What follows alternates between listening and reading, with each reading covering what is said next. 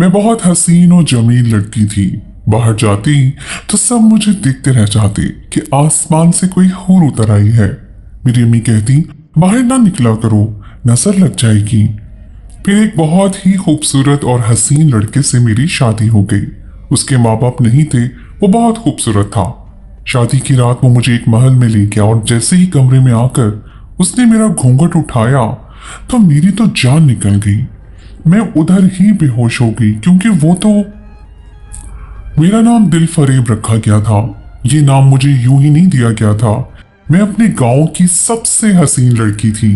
हमारे गांव के बारे में भी कुछ अजीब और गरीब किस्म की बातें मशहूर थी। कहा जाता था कि यहाँ पर कोई भी खूबसूरत लड़की अगर पैदा हो जाए तो वो जिंदा नहीं रहती है।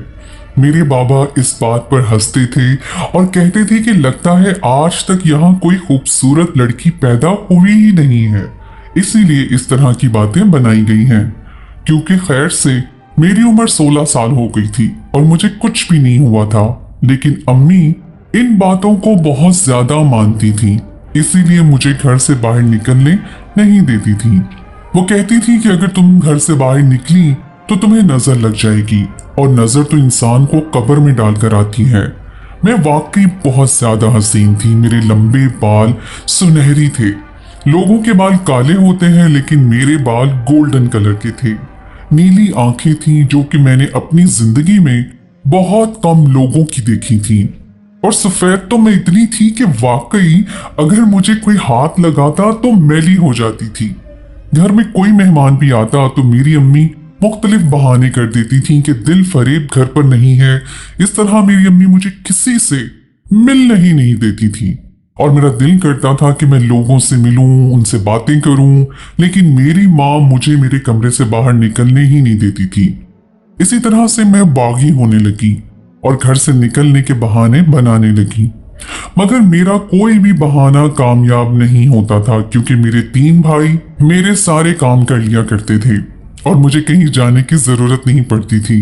सब मुझे बहुत मोहब्बत करते थे और लोग मुझे देखने के लिए आते थे। मेरे लिए रिश्तों की भी लाइन लगी होती थी।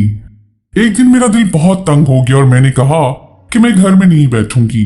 घर के सारे लोग दोपहर का खाना खाने के बाद थोड़ी देर के लिए सो रहे थे। अम्मी कहती थी कि ये जवाल का वक्त होता है, इसमें घर से बाहर नहीं निकलते, लेकिन मुझे इस वक्त ही मौका मिला था, इसलिए मैं घर से बाहर निकल गई और अपने घर से काफी दूर एक पीपल के दरख्त के नीचे बैठ गई। अम्मी ये भी कहती थी कि पीपल के दरख्त के नीचे नहीं बैठना चाहिए। मैंने सारी जिंदगी यही बातें सुनी थी, इसलिए अब इन बातों से मुझे चिढ़ हो गई थी। मैं जाकर उसी दरख्त के नीचे बैठ गई और यहाँ पर बहुत ज्यादा सुकून था। वैसे तो यहाँ पर कोई था नहीं, लेकिन फिर भी मुझे ये खामोशी अपने कमरे की सन्नाटे से ज्यादा अच्छी लग रही थी।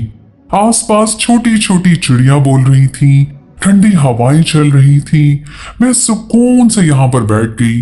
थोड़ी देर के बाद ना जाने क्या हुआ, मुझे अचानक से नींद सी आने लगी। मैंने ऊपर देखा तो पीपल का दरख्त मुझे ऐसा लगा जैसे अभी सारा का सारा मेरे ऊपर आ गिरेगा। मैंने उस दरख्त से बातें करना शुरू कर दी। मैंने कहा कि तुम भी तो यहाँ पर अकेले रहते हो। मेरे अब्बू कहते हैं कि दरख्तों में जान होती है, तो तुम्हें पता ही होगा कि अकेले रहकर कैसा महसूस होता है। लोग तुमसे तुम्हारा फूल और फल ले जाते हैं और तुम्हें बिल्कुल भी नहीं देखते, तुम्हारा कोई ख्याल भी नहीं रखता है। यही मेरा हाल है। सब लोग मेरी जरूरत तो पूरी करते हैं, लेकिन कोई मेरे साथ बैठकर बातें नहीं करता है।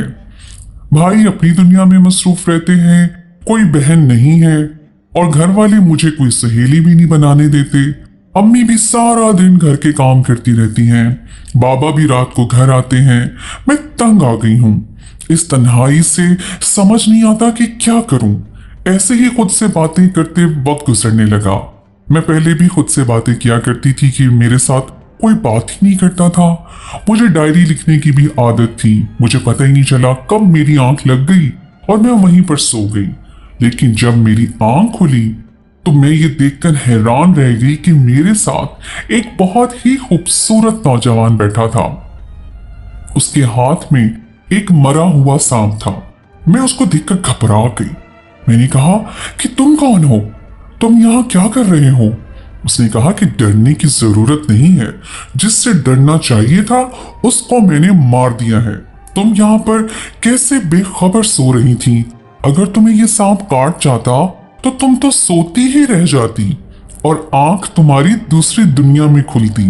वो इंसान कितना खूबसूरत था और उसकी आवाज में कितनी मिठास थी और कितना खूबसूरत लहजा था। वो मेरी तरफ प्यार से देख रहा था, जैसे मुझे सदियों से जानता है। उसकी तरफ देखते हुए मैं भी कहीं खो सी गई। मैंने देखा तो मुझे याद आया कि मुझे उसका शुक्रिया अदा करना चाहिए, क्योंकि उसने मेरी जान बचाई है। मैंने कहा कि आपका बहुत शुक्रिया, आपने मेरी जान बचाई।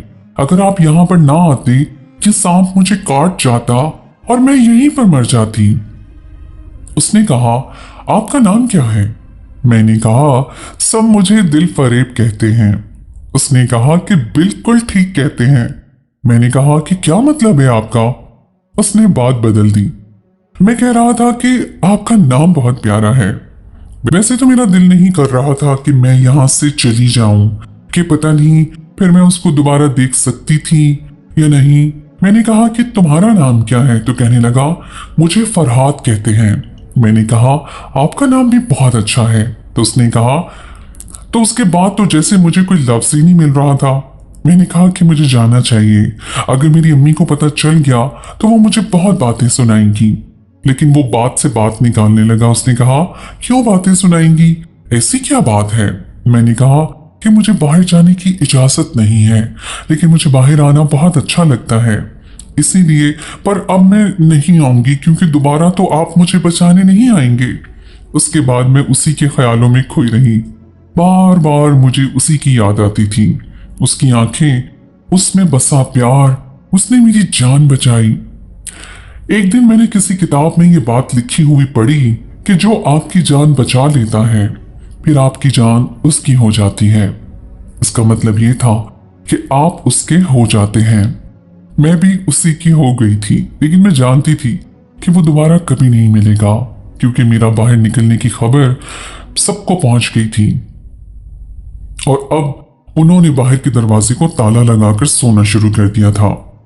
इन्हीं दिनों मुझे मेरी अम्मी ने बताया कि तुम्हारे लिए एक रिश्ता आया है और हम उसके साथ तुम्हारी शादी करना चाहते हैं। ये बात खासी अजीब थी, क्योंकि मेरे लिए पहले भी रिश्ते आते थे। सारा खानदान मेरे पीछे पड़ा हुआ था। लोग कहते थे कि हम जहेज बनाएंगे, गाड़ी भी हम ही देंगे, घर भी हम बना कर देंगे, बस ये प्यारी सी लड़की हमें दे दो। लेकिन मेरी अम्मी कहती थी कि बेटी की शादी वहां करूंगी जहां ज्यादा लोग ना हो। मुझे बचपन से ही बहुत ज्यादा नजर लगती थी, इसलिए अम्मी कहती थी कि मैं किसी अकेले लड़के से अपनी बेटी की शादी करूंगी। उस पर भी खानदान वालों ने बातें की और कहा कि अकेले लड़के से शादी करोगी जिसके आसपास कोई ना हो, पता नहीं कौन होगा, तुम्हारी बेटी को कहाँ ले जाएगा। तो मेरी माँ ने कहा कि तुम लोगों के हवाले कर दूं, मेरी बेटी को देखने की चीज बना लो और अपने सारे खानदान को दिखाओ, क्योंकि अच्छी और प्यारी बहू लोग इसीलिए लेकर आते हैं ताकि सारे खानदान को दिखा सकें कि हम कितनी प्यारी बहू लेकर आए हैं, वरना उनको लड़की से क्या मतलब होता है। लेकिन ऐसे ही किसी को बेटी भी तो नहीं दी जा सकती है।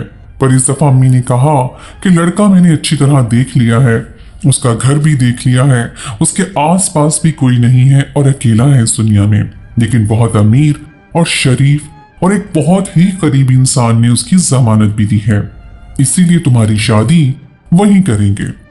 मेरे दिल में तो फरहाद बस चुका था, इसलिए मैं किसी और से शादी नहीं कर सकती थी।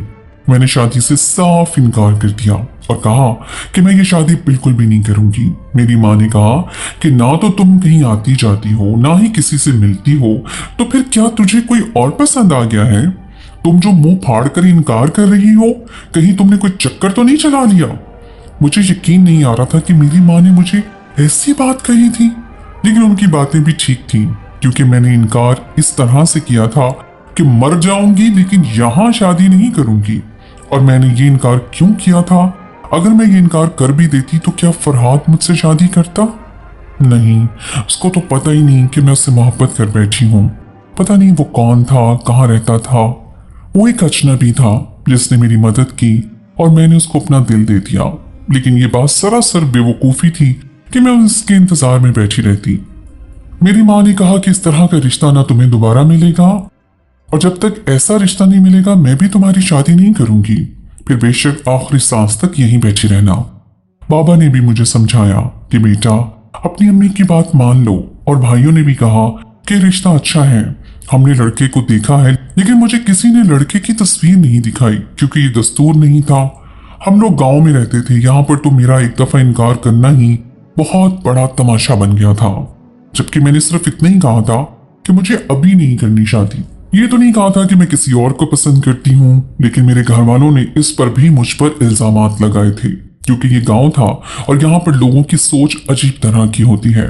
जब मुझ पर ज्यादा ही बातें होने लगी तो मैं भी परेशान हो गई कि मैंने तो सारी जिंदगी कुछ किया नहीं है, बनी बनाई इज्जत मिट्टी में मिल रही है। इसलिए अम्मी से कह दिया कि मैं शादी करना चाहती हूँ, मैं करूंगी शादी। मेरी शादी की तैयारियों में लग गए, लेकिन मैं बिल्कुल भी खुश नहीं थी। मेरी माँ ने शादी में भी गिने चुने लोगों को बुलाया। जब रिश्तेदारों ने पूछा कि दिल फरेब की शादी कहाँ करती है, तो मेरी माँ ने कहा कि जहां भी की है अच्छी जगह की है। मेरे बाबा ने मेरी माँ को कहा कि तुम ज्यादा ही अजीबो गरीब किस्म की बातें करती हो, कोई हमारी बेटी को जान से थोड़ी मार डालेगा। जो तुमने उसको बाहर नहीं जाने दिया, उसकी शादी हो रही है तो उसकी शादी में कम से कम लोगों को तो आने दो। लेकिन मेरी माँ ने कहा कि दुल्हन बनकर ये और भी प्यारी लगेगी, इसीलिए किसी को नहीं आने दूंगी। बल्कि मेरा होने वाला दामाद भी बहुत खूबसूरत है, इसीलिए उसका चेहरा भी किसी को नहीं देखने दूंगी। और ये जब दुल्हन बनी रहेगी, घूंघट में ही रहेगी सारी जिंदगी, इसको नजर नहीं लगने दी तो अब भी नहीं लगने दूंगी। तुम्हें याद नहीं है बचपन में इसको कैसे नजर लगती थी? सारी सारी रात हम लोग बैठे रहते थे, इसका ख्याल करते रहते थे। औलाद को कुछ हो जाए तो माँ बाप ही जलील होते हैं और किसी को फर्क नहीं पड़ता। मेरी शादी पर भी अजीब तरह का माहौल था। अम्मी किसी को दुल्हन के पास जाने की इजाजत भी नहीं दे रही थी। मैं भी घूंघट में थी और मेरे दूल्हे को भी बहुत मोटा सेहरा पहनाया गया था, जिसमें से उसका चेहरा दिखाई ही नहीं दे रहा था। मुझे उसे देखने का शौक भी नहीं था क्योंकि अम्मी ने कहा था कि वो बहुत खूबसूरत है। इसीलिए मैं देखना चाहती थी कि जरा मैं भी तो देखूं अम्मी जिसको खूबसूरत कह रही हैं वो कैसा है। मैं सोचने लगी कि अगर मेरी शादी फरहाद से हो रही होती तो इस वक्त मैं कितनी खुश होती। लेकिन क्या ये ऐसे ही बेवफाई नहीं थी कि शादी मेरी किसी और से हो रही थी और सोच में फरहाद के बारे में रही थी। लेकिन मैं वफा क्यों करती? ये मेरी पसंदीदा शख्सियत तो नहीं था। इसका नाम असलम था, उसका नाम भी मुझे पसंद नहीं आया। और फरहाद का तो नाम भी इतना खूबसूरत था कि जिसको मैं बार बार सुनना चाहती थी, उसे पुकारना चाहती थी। लेकिन मेरी जिंदगी बर्बाद हो रही थी और मैं कुछ नहीं कर सकती थी। मेरी शादी भी हो गई और उस लड़के के साथ वैसे भी कोई नहीं था जो मुझे रुखसत करके सीधा अपने घर ही ले गया था। हैरानी की बात यह थी कि उसने रास्ते में भी सेहरा नहीं उठाया था। मैंने भी ऐसी कोई बात नहीं की। मेरे शौहर का घर वाकई ही बहुत खूबसूरत था, बिल्कुल महल जैसा। ये घर नहीं था, ये बंगला भी नहीं था, ये तो वाकई महल था। लेकिन इस वक्त मुझे कोई भी बात खुश नहीं कर सकती थी। इंसान ने घर को गले नहीं लगाना होता है, इंसान के साथ रहना होता है। और अगर इंसान उसकी पसंद का ना हो तो जिंदगी वैसे ही बर्बाद हो जाती है। मैं दुल्हन बनी अपने कमरा उरूसी में बैठी थी। जब मेरा शौहर आया तो मैंने पहले ही सोच लिया था कि मुझे उससे क्या कहना है। मैंने साफ कह दिया कि वो मुझसे दूर रहे क्योंकि मैं किसी और को पसंद करती हूँ। उसने कहा कि अच्छा, तुम्हारे माँ बाप ने तो मुझे ये बात नहीं की। कौन है वो जिसको तुम पसंद करती हो और कब से जानती हो उसको? मैंने कहा कि बस एक दफा मिली हूँ। वो कहने लगा कि एक दफा मिलने से उसको पसंद कर बैठी हो? मैंने कहा कि इतना पसंद कर बैठी हूँ कि तुम्हें अपने करीब बर्दाश्त नहीं कर सकती। मैंने अपना घूंघट भी नहीं उठाया था। थोड़ी देर खामोशी छाई रही और फिर मेरे शौहर ने ये अल्फाज बोले, तुम भी तो यहाँ पर अकेले रहते हो। मेरे अब्बू कहते हैं कि दरख्तों में जान होती है। तुम्हें पता ही होगा कि अकेले रहकर कैसा महसूस होता है। लोग तुमसे तुम्हारा फूल और फल ले जाते हैं और तुम्हें बिल्कुल भी नहीं देखते, तुम्हारा कोई ख्याल भी नहीं रखता है। यही मेरा हाल है।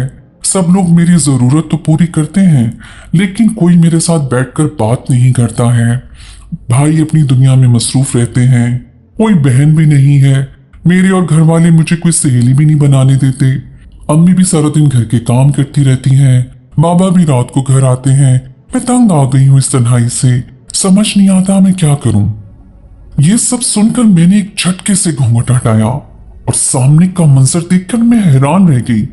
मेरे शौहर ने भी अभी तक सेहरा पहन रखा था। मैंने कहा कि तुम्हें इन सारी बातों के बारे में कैसे पता? ये बातें तो मैंने एक दरख्त से की थी। इसका मतलब कि तुम वो सारी बातें सुन रहे थे, तुम वहीं पर कहीं छुपे हुए थे। उसने कहा कि जरा गौर करो, क्या उस दिन वहां पर कोई इंसान मौजूद था? मैंने अपनी याददाश्त पर गौर किया तो मुझे याद आया कि आसपास कोई भी नहीं था। वो इलाका बिल्कुल सुनसान था। मुझे किसी की मौजूदगी का एहसास नहीं हुआ था। फिर ये सारी बातें इसको कैसे पता चली? मैं बुरी तरह घबरा गई थी। मुझे समझ नहीं आ रहा था कि क्या हो रहा है। मेरे सामने जो ये शख्स बैठा था वो कौन था? जब से मैं इस घर में आई थी, इस घर से अजीब और गरीब किस्म की खुशबू क्यों आ रही थी? ऐसी खुशबू जो मुझे मदहोश कर रही थी। उसने कहा, नहीं, तुमने ये बातें मुझसे की थी क्योंकि मैं उसी दरख्त पर रहता था। अचानक से एक सर्द लहर मेरे पूरे वजूद में दौड़ गई और जब सामने बैठे शख्स ने सेहरा हटाया तो मैं हैरान रह गई। वो कोई और नहीं था, वो फरहाद था। मैं बेहोश हो गई। थोड़ी देर के बाद मुझे होश आया तो फरहाद ही मेरे सामने बैठा था। लेकिन ये कैसे हो सकता है? वो मेरा दुल्हा बनकर मेरे सामने कैसे बैठा था? उसे ये मालूम नहीं था कि मैं उसके साथ शादी करना चाहती हूँ। और फिर उसने ये क्यों कहा कि मैं उस दरख्त पर रहता था? और फरहाद ने मेरा हाथ पकड़ना चाहा तो मैंने अपना हाथ पीछे कर लिया और कहा कि तुम कौन हो? मैं बुरी तरह डर गई थी। मैं एक जिनज़ादा हूँ जो इस पीपल के दरख्त पर कई सालों से रहता हूँ। उस दिन जब तुम ये बातें मेरी तरफ देखकर कर रही थी तो मैं तुम्हें देख रहा था। मुझे तुमसे उसी वक्त इश्क हो गया था। फिर तुम्हारे सामने एक सांप को देखा तो तुम्हारी जान बचाना मेरा फर्ज था। उसके बाद से मैंने तुम्हें अपने लिए पसंद कर लिया था। जब तुम अकेले में बैठकर मुझे याद करती थी, मेरे बारे में बातें करती थी, तुमने शादी के लिए इनकार किया। वो सब कुछ मैं देख रहा था। मैं तुमसे शादी करने के लिए आया था। मैंने सारे इंतजामात किए थे। तुम्हारी माँ को अपने इशारों पर नचाना मेरे लिए कोई मुश्किल बात नहीं थी। ये मेरा महल है। मैं एक जिनज़ादा हूँ और आज से तुम मेरी बीवी हो। अब तुम इसी घर में मेरे साथ रहोगी और हम लोग एक साथ एक दूसरे के लिए खुशियों का इंतजाम करेंगे। मैं बुरी तरह हैरान रह गई। मुझे समझ नहीं आ रहा था कि मैं क्या जवाब दूं। मैंने फरहाद को कहा, क्या ये तुम ही हो? उसने कहा, हाँ मैं ही हूं। मैं तुम्हारे सामने बैठा हूं। ये सच है कि तुम्हें देखते ही मुझे तुमसे मोहब्बत हो गई थी। तुम वाकई एक बहुत खूबसूरत इंसान हो। लेकिन क्या मुझे तुम्हें इंसान कहना चाहिए? तुमने मेरे माँ बाप को अपने इशारों पर नचाकर अपनी बातें मनवा ली। अपने साथ मुझे इस महल में ले आए हो। मैं तुम्हारी बीवी हूँ। तुमने मेरे साथ निकाह किया है, लेकिन हमारे इस रिश्ते का मुस्तकबिल क्या है? तुम जिनज़ादे हो और मैं एक इंसान हूँ। तुम्हें नहीं लगता कि तुमने अपनी दुनिया के उसूलों को भी तोड़ा है और मेरे माशरे के उसूलों को भी? कल मेरे माँ बाप मुझसे मिलने के लिए आएंगे तो क्या उन्हें नहीं पता चलेगा कि उनको? फरहाद ने कहा कि अब तुमसे मिलने के लिए कोई नहीं आएगा। मैं ये सुनकर हैरान रह गई। मैंने कहा, क्यों? जिस तरह मैंने उनसे अपनी बातें मनवाई, वो ये सोचने पर मजबूर ही नहीं हुए कि ये लड़का कौन है, उसके माँ बाप कहाँ हैं। तुम्हारी माँ तो कहीं भी तुम्हारा रिश्ता करना नहीं चाहती थी, उसने फौरन हाँ कर दी। इसी तरह अब वो तुम्हारे बारे में सोचेंगे ही नहीं। समझो कि वो ये भूल जाएंगे उनकी कोई बेटी है जिसकी उन्होंने शादी की है, और बाकी लोगों को भी मैं संभाल लूंगा। अब तुम्हें तंग करने के लिए यहाँ पर कोई नहीं आएगा, सिर्फ हम और हमारी खुशियां होंगी। मैं उसकी बातें सुनकर हैरान रह गई कि मेरे माँ बाप मुझे भूल जाएंगे। तुम्हारा नाम जिसने भी रखा है, तुम बहुत खूबसूरत हो। तुम वाकई दिल फरेब हो। मुझे तुमको देखते ही तुमसे इश्क हो गया। दिल फरेब मेरी उम्र 100 साल है। मैंने बहुत चेहरे देखे हैं, लेकिन तुम जैसा कोई नहीं देखा। तुम तो किसी मुर्दे के दिल में भी ख्वाहिश जगा सकती हो। तो फिर मैं तो एक जिनज़ादा हूँ। बहुत इश्क करता हूं तुमसे। अपनी सारी जिंदगी अब तुम्हारे साथ गुजारना चाहता हूं। तुम्हें दुनिया की हर खुशी ला कर दूंगा। मैं उस दरख्त पर बिला वजह मकीन नहीं था। मुझे वहां पर कैद किया गया था, लेकिन अब मुझे किसी की परवाह नहीं है। तुम मेरे साथ हो तो मैं कुछ भी कर सकता हूं। फरहाद ने मेरा हाथ थाम के मेरे हाथों में सोने की चूड़ियां पहना दी। उसने मेरे दोनों कलाइयों को सोने की चूड़ियों से भर दिया था। उसने कहा कि अभी देखो आगे आगे क्या होता है। तुम जो मांगोगी वो तुम्हारे कदमों में होगा। मोहब्बत और कुछ नहीं देखती। मैंने भी और कुछ नहीं देखा, सब कुछ भूल गई और इस रिश्ते को कबूल कर लिया। फरहाद का दिल से शुक्रिया भी अदा किया कि उसने मुझे बचा लिया। उसने कहा कि तुमने बिना देखे मुझसे वफा निभाई है, इसलिए मुझे यकीन है कि मुझे कभी पछताना नहीं पड़ेगा। जबकि मेरे लिए यह कदम बहुत बड़ा था और इसके बहुत बुरे नताइज भी हो सकते थे। मैं हमेशा तुम्हारे साथ रहूंगा, तुम्हारा साथ दूंगा और सब ठीक हो जाएगा। हम लोग एक साथ बहुत खुश थे। अगला दिन मेरी जिंदगी का सबसे अच्छा दिन था। ये घर मेरा था और फरहाद के लिए कोई भी चीज इस घर में लाना मुश्किल नहीं था। उसने कहा कि जिस तरह तुम इस घर को सजाना चाहती हो सजाओ, जो कुछ तुम्हें चाहिए मैं ला कर दूंगा, पर हमारी जिंदगी आम लोगों से थोड़ी सी मुख्तलिफ होगी और तुम्हें मेरे साथ इसी तरह जीना होगा। मैंने फख्र से कहा कि अगर मुझे तुम्हारी मोहब्बत मिल गई है तो फिर मुझे किसी बात की परवाह नहीं है, क्योंकि जीने के लिए मोहब्बत ही सबसे ज्यादा जरूरी होती है। ऐसी मेरी सोच थी, मुझे ऐसा लगता था, इसलिए मैंने यही कहा। हम साथ थे और हम खुश थे। फरहाद ने किसी भी तरह दिलफरेब को हासिल तो कर लिया था और दिलफरेब भी फरहाद की जिंदगी में आकर बहुत खुश थी, पर अभी उसे नहीं पता था कि आगे क्या होने वाला था, क्योंकि उस महल का भी एक राज था जो फरहाद दिलफरेब से छुपा रहा था। कहानी का दूसरा पार्ट जल्द ही आपके सामने पेश किया जाएगा।